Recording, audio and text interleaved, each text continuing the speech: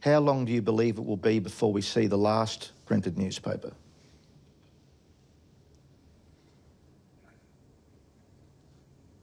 Years.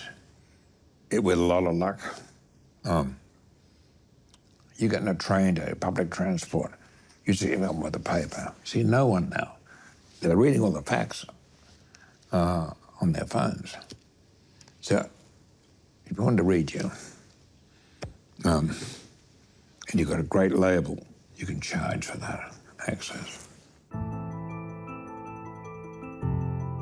Rupert, when he, I think in 2009, said the company was no longer going to be giving its news away, that journalism was an expensive business, and as advertisers left newspapers, the revenue was going to have to be made up by consumer revenue, by paying for cover prices. Now, it seems to me that that digital solution has, you know, sort of saved newspapers. The Australia, the Australia. Like all newspapers, the Oz was buffeted by the digital revolution.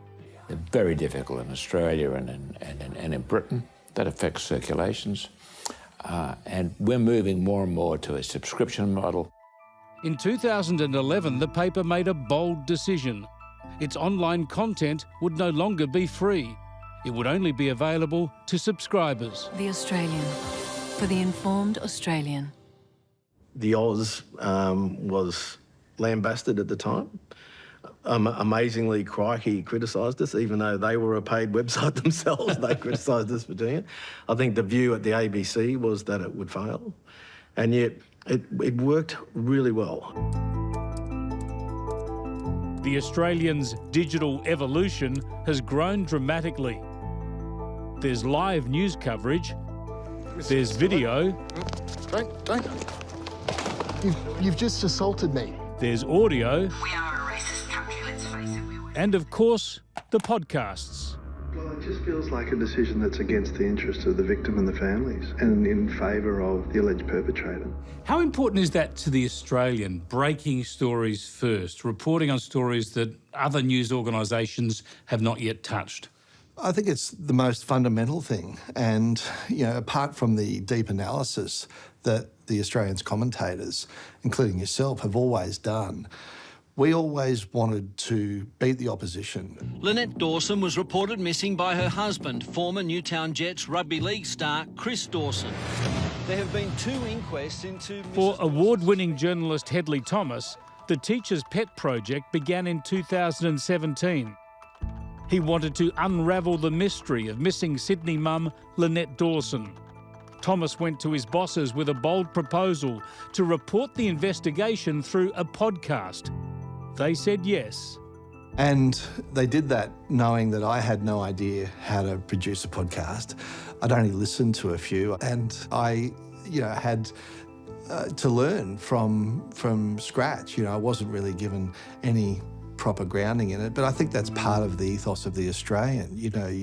You just put your head down and figure it out.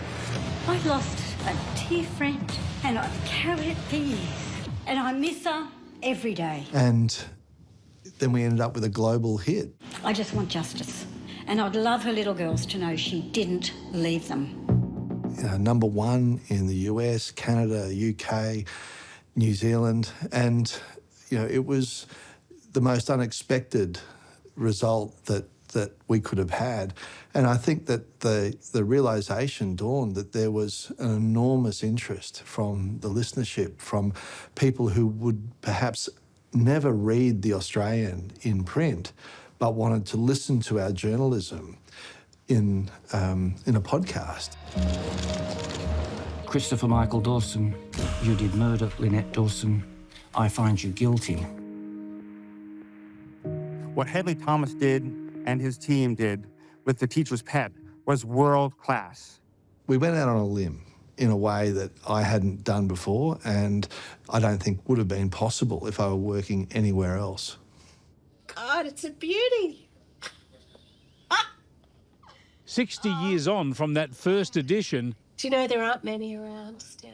Editor-in-Chief Michelle Gunn leads the Australians' charge into the future. The world's waiting, fly out and sell. How prophetic was it? Because The Wall Street Journal. Street Journal. How many years later he ends up owning that? Exactly.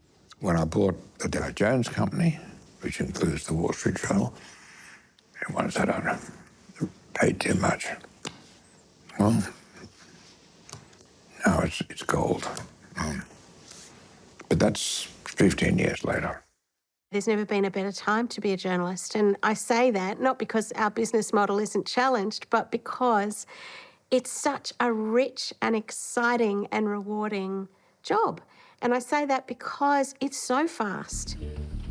Our young journalists are experts in video. They're experts in still photography.